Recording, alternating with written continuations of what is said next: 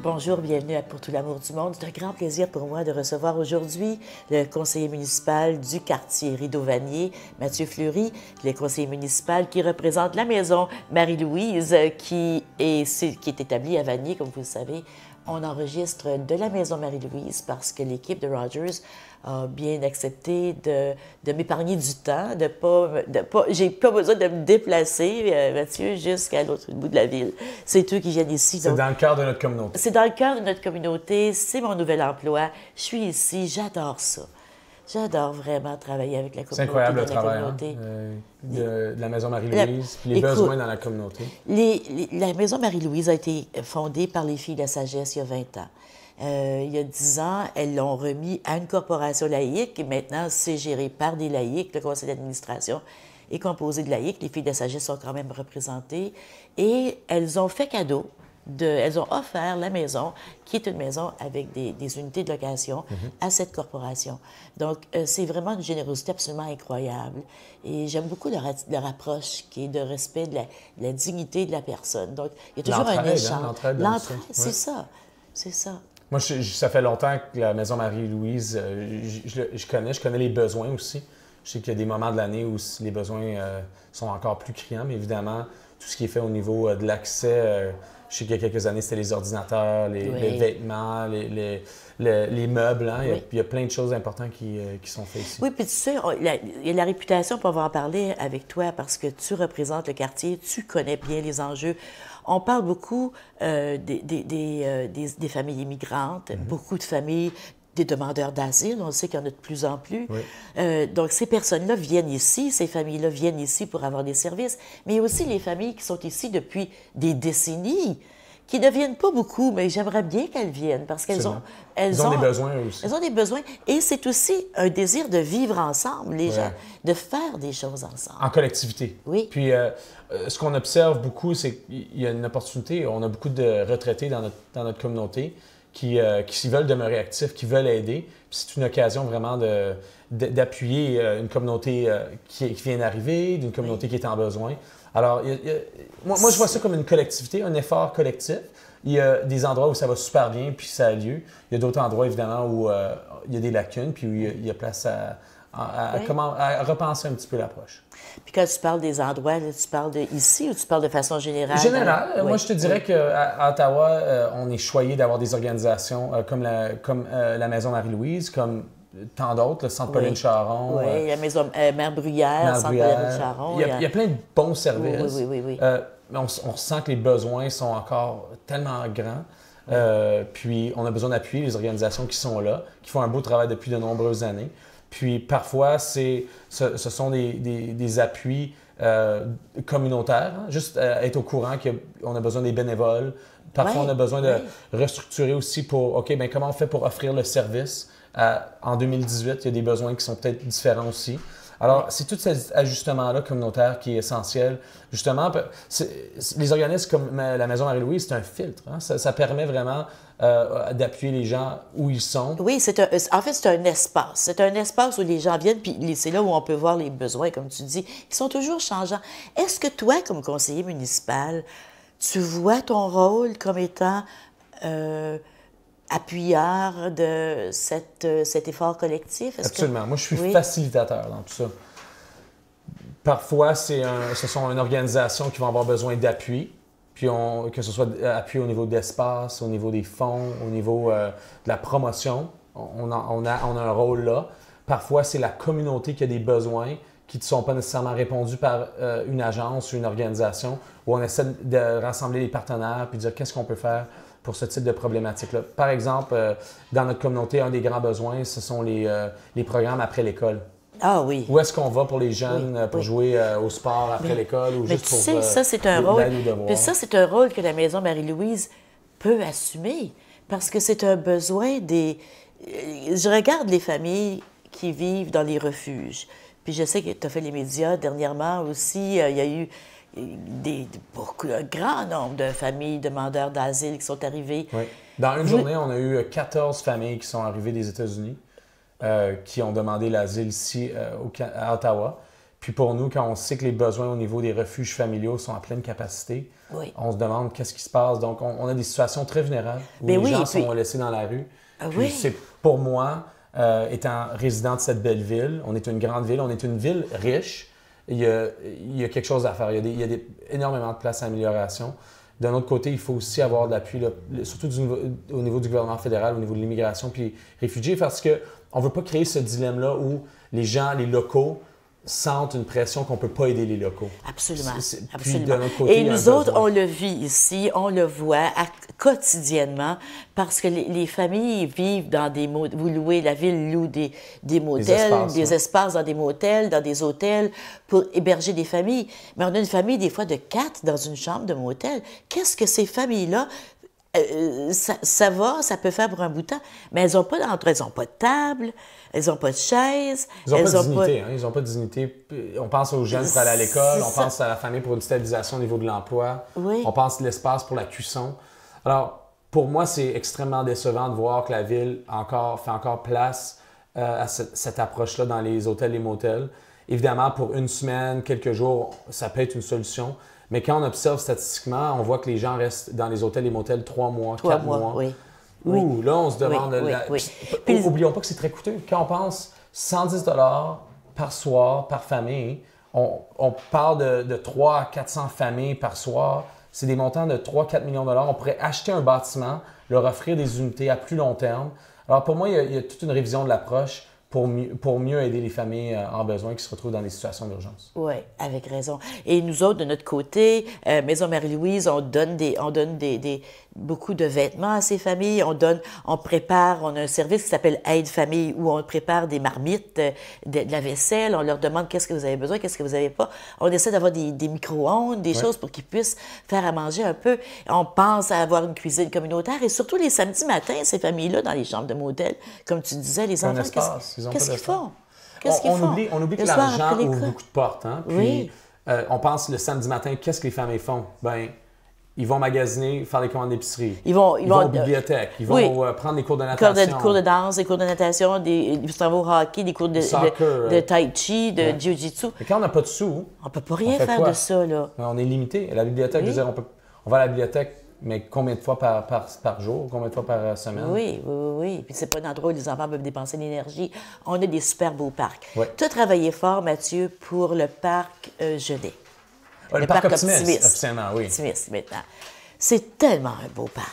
Tu vois, nous, ça a été une de nos stratégies. Lors de mon premier mandat, en 2010, puis les gens, on avait été critiqués à l'époque parce qu'ils étaient habitués de voir un peu d'argent donné à tous les parcs. Puis nous, on a dit non, on va revitaliser les parcs, un à la fois. Alors, on a refait le parc Jules Morin dans la Basse-Ville, à l'arrière du Patro. Oui. Ça aussi, ça a été un beau projet. Oui, c'était un beau projet. Dans Vanier, alors en 2014, on s'est dit on va faire la même chose dans Vanier. On a 11 parcs dans Vanier. Puis on a revitalisé le parc Optimiste qui est juste à l'arrière de la station de pompiers sur Beechwood. Si les gens n'ont pas vu le parc Optimiste, il faut aller le voir. Absolument. Parce qu'il y a une piscine, il y a une barboteuse, il y a des tables de pique-nique, il y a des pistes, il y a des arbres. Table de ping-pong, Oui, des c'est tellement stations beau. d'exercice pour les adultes. Il y a plein d'activités. Puis les familles qui sont nouvellement arrivées dans la région, même les familles qui sont ici demandeurs d'asile, qui sont peut-être pas pour longtemps à Vanier, c'est un endroit merveilleux où aller rencontrer d'autres familles, sécuritaires, les enfants peuvent jouer. Puis c'est intéressant aussi, c'est la communauté de Rockcliffe.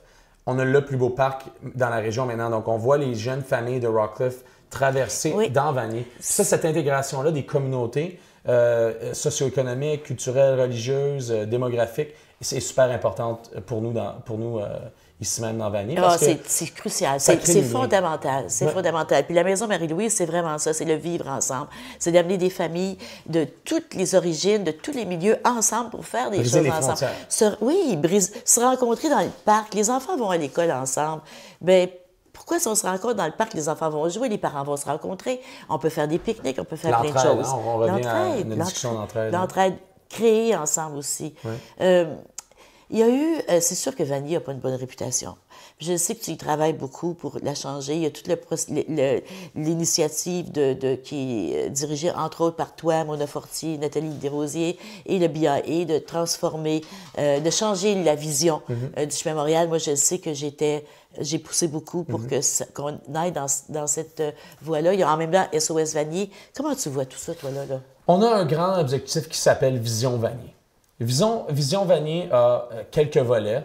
La revitalisation des parcs. Hein? Le prochain étant le parc riverain, qui est important pour nous. Oui, dans cette même catégorie de Vision Vanier, on a le chemin Montréal, l'infrastructure du chemin Montréal. Donc, on a un projet à la ville de reconstruction des conduites d'eau et des égouts. Ça va commencer qui débute en 2019. Donc, ça, c'est un autre en 2018, Mathieu. On a débuté en 2018. Ce que tu vois, si tu passes sur le chemin Montréal présentement, tu vas voir des travaux. C'est tous les travaux de préparation. Alors, il y a des travaux en 2018, préparation. En 2019, c'est vraiment, quand on dit poussière, bruit, impact là, sur la communauté, ça va être en 2019. Si je reviens à leur Vision Vanier, parc, infrastructure du chemin Montréal, on a le projet de ce qu'on appelle d'amélioration communautaire. Ça, c'est un projet au niveau des entreprises. Alors, comme tu sais, le long du chemin Montréal, les entreprises, ça fait dur. Oui, ça fait bien dur. Ça fait bien dur. Il y a pas Moi, j'habite sur le chemin Montréal, des fois, je me dis, mon Dieu, qu'est-ce qui se passe? C'est malheureux. Donc, il y a quoi, on a un projet d'investissement financier. Donc, il y a des leviers financiers que la Ville peut utiliser pour promouvoir le redéveloppement de certaines zones. Donc, on utilise un levier à ce niveau-là. Puis il y a toute l'amélioration de la communauté. Puis à travers ça, il y a tous les efforts, évidemment, d'SOS Vanier. Donc, Vision Vanier a plusieurs volets. Évidemment, la colonne vertébrale de ces efforts-là, ce sont le long du chemin Montréal, avec l'infrastructure sur le chemin Montréal, mais aussi au niveau de la diversité des commerces. Puis là, il y a la diversité des commerces et des activités. Je sais que là, il y a un effort collectif pour établir un peu le portrait de qu'est-ce qu'on veut voir sur le chemin Montréal, qu'est-ce qui nous ressemble. Une rue principale, c'est là où on peut voir, c'est là où on dit au monde, voici qui nous sommes. Absolument. Voici qui nous sommes. Puis Vanier a tellement pas une bonne réputation, puis je trouve ça tellement triste. Moi, je suis née ici, j'ai choisi d'élever mes enfants ici, j'ai choisi d'habiter ici. Et il y a on oublie souvent nos atouts. Oui, on a tellement l'entraide, le bénévolat, le dire bonjour à l'autre. Pensons au musée au parc, pensons à la cabane à sucre, la grotte de Centre Pauline Charon. Toi et moi, on pourrait parler, parce qu'on connaît les atouts.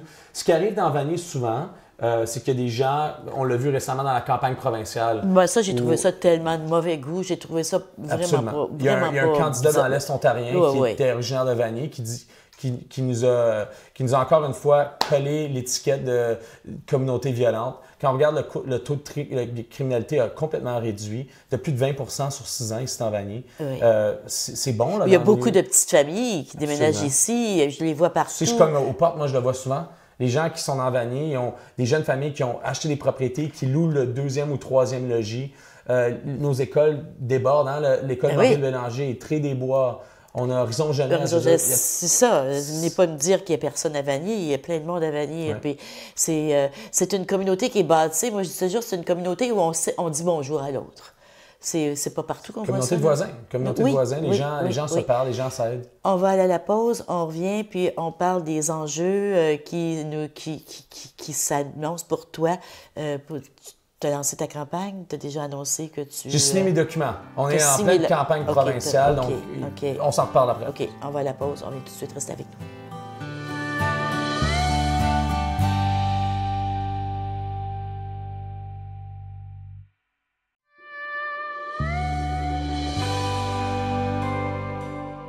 Je suis en compagnie de Mathieu Fleury, le conseiller municipal de Rideau-Vanier, conseiller municipal à Ottawa, bien sûr, depuis 2010, tu dis, hein, tantôt? 2010, J'étais le plus jeune élu en 2010, Ginette, à l'âge de 24 ans. Je le sais, c'est fou, hein, tout le monde pense encore que tu es le plus... Es-tu encore le plus jeune au conseil de ville? Je suis pas le plus jeune. Il y a un conseiller maintenant dans le sud de la ville, dans Finley Creek, qui est Michael Kakish, qui a 3 mois plus jeune que moi. Mais quand on parle ratio, âge, expérience, je suis encore le plus jeune.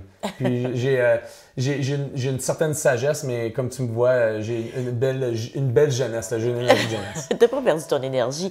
T'aimes toujours ça? J'adore ça. Oui. Tu sais, c'est un privilège, hein, représenter la communauté. Moi, pour les gens qui ne le savent pas, là, je représente toute la Côte-de-Sœur. Oui.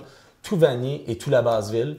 On parlait tout à l'heure de la Vanier. Basse-Ville, puis ça comprend le marché bail. Absolument. Alors, les gens, physiquement, moi, la communauté débute au Canal. Alors, on pense au Centre Rideau, on pense à l'Université d'Ottawa, on pense à la Galerie d'art d'Ottawa, le marché bail, la cathédrale, toute cette communauté-là, jusqu'à Vanier, jusqu'aux anciens périmètres là, de la municipalité de Vanier à l'époque.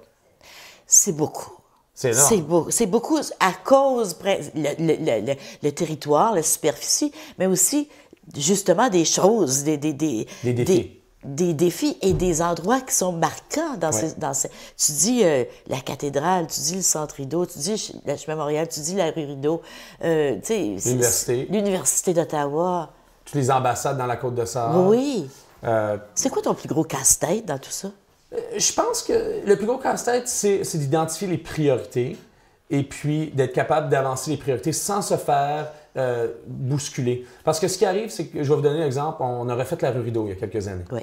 Puis il y a une section de la rue Rideau qu'on n'a pas fait en Dalhousie puis Sussex. Là, nous, on était, évidemment, une fois que le train léger va ouvrir, cette portion-là va être complétée. Et puis il y a plein de petits éléments qui sont peut-être... Le public ne le voit pas réellement, mais OK, bien là, on a l'avenue William, entre Rideau puis l'avenue Georges, où il y a la station du train léger. On ne peut pas faire cette portion-là en faisant Rideau. Donc, ça, c'est toute la logistique des fonds, trouver le design. Mais durant ce temps-là, on oublie, il y a eu le gros affaissement de la rue Rideau. Ben oui, c'était dans ton comté, dans le quartier. Donc, au jour le jour, on est pris dans un engrenage de réalité. Il y a plein de Puis risques. ça, c'est d'infrastructure. Oui. En plus de ça, tu as les gens tu as la communauté qui tire à gauche puis à droite. Puis moi, par exemple, ici, SOS Vanier, quand on a décidé qu'on faisait SOS Vanier, tout le monde te tirait de ce côté-là. Ben absolument, on a travaillé fort pour mettre ensemble SOS Vanier, puis mettre ensemble les groupes de travail pour opposer l'approche de l'Armée du Salut. Tu sais, l'Armée du Salut, c'est une organisation un peu comme toute organisation historique, c'est une organisation qui a souhaité aider. Ah oui. Dans son approche, a failli au public. Puis là, il y a vraiment... Disons que c'est une façon de le voir, mais il y a toujours l'autre côté aussi. L'Armée du Salut, moi, je connais des gens qui ont été sauvés par l'Armée du Salut. Absolument. Donc, qui continuent à être sauvés. à être sauvés. Ouais. Donc, tu sais, j'ai l'impression que l'Armée du Salut, c'est rien qu'ils n'ont pas appris à être un bon voisin. Tu sais, l'Armée du Salut, il faut se dire quelques éléments qui sont réels. Alors, la réalité, c'est que c'est une organisation qui souhaite aider, puis ça, je ne le questionne pas. Mais c'est une organisation qui a plus d'employés que la Ville d'Ottawa à travers le Canada. À travers le Canada. Qui a qui a des enjeux au niveau de la diversité. Hein? On sait que les Premières Nations ont beaucoup de difficultés à obtenir les services de l'Armée du Salut par manque de confiance historique. Oui. Il y a aussi, dans le contexte de ce qu'ils ont présenté, les enjeux au niveau de l'égalité des sexes. Leur projet, c'est vraiment basé sur les hommes. On sait que les besoins sont aussi criants. On parlait tout à l'heure des familles et des femmes.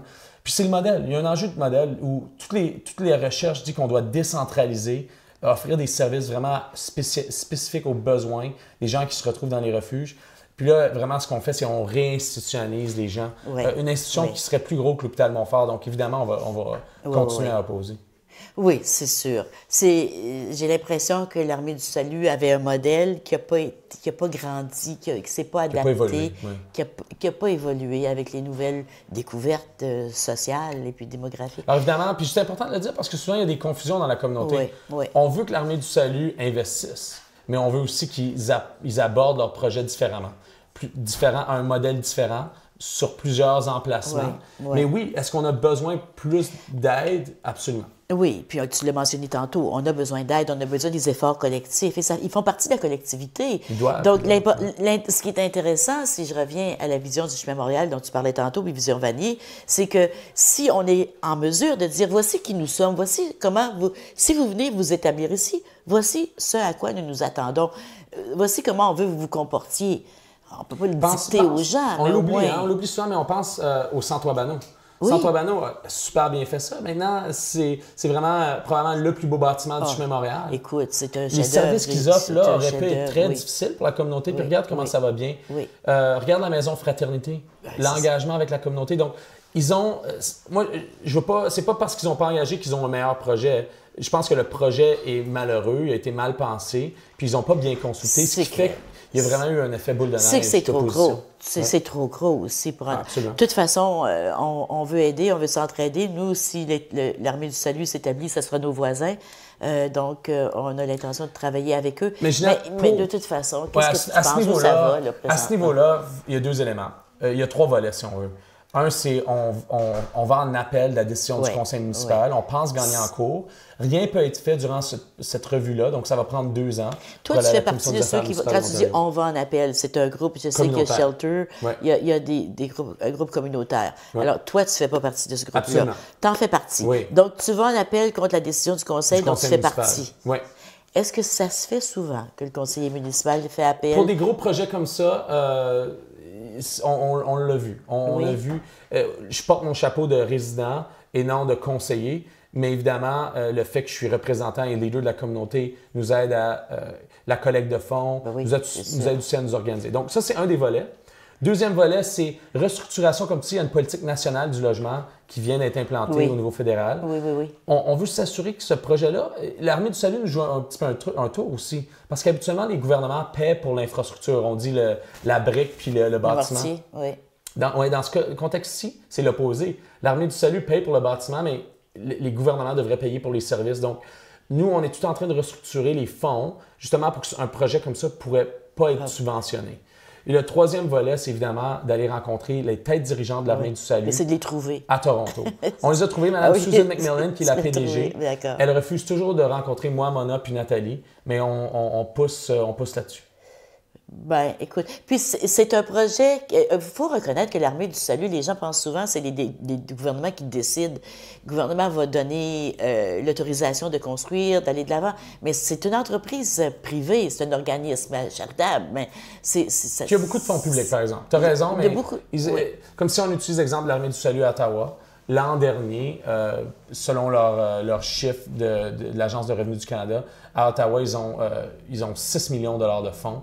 Donc, plus de 5 millions vient de la ville. Ah, d'accord. Donc, c'est important. Il ne faut pas être hypocrite dans cet élément-là. Il y a une grande proportion des fonds qui vont à ces agences-là proviennent de la ville. Donc, la ville se doit d'être un meilleur coordonnateur de l'avenir de ces services-là. Absolument, absolument. Puis la ville a déjà son plan directeur, a ses priorités, a les valeurs sur lesquelles, ses objectifs, les valeurs sur lesquelles c'est fondé. Donc, ça, c'est sûr que tu vas en entendre parler pendant la campagne. Hein? Oui, Parce que les gens pensent toujours que c'est de ta faute, là. Non, nous, on s'est opposés. Moi, je me suis opposé dès le premier jour. Mais j'ai aucun... c'est important de le mentionner. J'ai aucun contrôle. Je vais vous donner un exemple. Si un bâtiment, vous avez seulement droit à un 2 étages, puis un développeur veut soumettre sa demande pour bâtir un 50 étages, ça sonne ridicule, mais il n'y a pas de mécanisme pour arrêter cette soumission-là.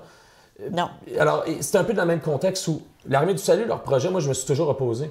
Mais ils ont poursuivi leur projet. Il n'y a rien qu'on peut faire. Puis on l'a vu, le conseil municipal a voté en faveur. Donc là, il faut s'attarder à l'appel à la Commission des affaires municipales de l'Ontario, à la restructuration des fonds des gouvernements au niveau de la stratégie de logement. Et puis la troisième, c'est d'aller parler au bureau chef disant votre organisation en Ontario va à l'encontre des objectifs de logement d'abord, n'a pas bien consulté, puis n'est pas prête à faire des modifications à leur soumission ici même à Ottawa. Bien, ça va être un dossier dont tu vas entendre parler, bien sûr, pendant la campagne. Tu vas avoir la chance de l'expliquer. Est-ce qu'il y a d'autres personnes qui ont décidé de se lancer? Je ne suis pas au courant, je n'ai pas vu s'il y avait d'autres candidats. Bien, comme tu sais, Ginette, on est une communauté, on en parlait tout à l'heure, où il y a plusieurs idées, il y a plusieurs réalités. Donc, on s'attend à avoir plusieurs candidats. La mairie, dans les différents quartiers, c'est important la démocratie. Il ne faut pas rien prendre pour acquis. Puis moi, je vois ça avoir une bonne discussion. Comme tu sais, moi, je cogne aux portes à chaque année. Donc, c'est pas juste durant l'élection que vous allez me voir. Je suis très actif. Donc, je suis confiant. Ça va bien. On a des dossiers difficiles. Mais les gens, ce qu'ils nous disent à la porte, c'est « Mathieu, on sait que tu te bats. On sait que tu t'es battu. Puis on a confiance en toi. » Donc, moi, ça fait 8 ans que les gens... C'est fou que ça fait déjà 8 ans. C'est fou. Ça va vite. Donc, tu as 32. J'ai 32 ans. Là, tu vieillis trop. J'ai un petit de 8 mois. Parle-moi de Jacob. Il est tellement beau. Comme les gens le savent, ma conjointe est chinoise. Donc, Jacob est un bébé mixte.